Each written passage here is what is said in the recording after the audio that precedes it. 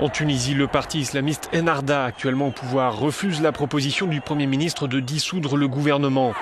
Ahmadi Djebali a proposé hier de former une nouvelle équipe avec des technocrates sans appartenance politique, et ce dans un souci d'apaisement après l'assassinat de l'opposant Chokri Belaïd. Ce meurtre a provoqué une vague d'indignation. Des heurts avec les forces de l'ordre ont même éclaté dans l'après-midi et dans la soirée. Un policier a été tué.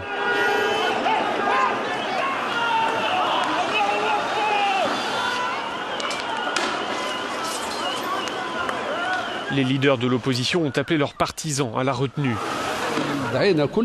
Nous avons appelé toutes les bases militantes du Front populaire partout dans le pays à ne pas céder aux provocations et ne pas répondre à la violence par la violence.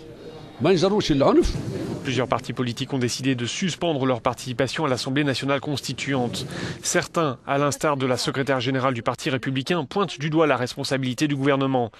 La coalition au pouvoir, dit-elle, a fermé les yeux sur l'escalade de la violence dans notre pays. C'est la faute de tous ceux qui ont couvert ou aidé par complicité à conduire vers cette situation de terreur. Les funérailles de Chokri Belaïd auront lieu demain. Plusieurs appels à la grève ont d'ailleurs été lancés.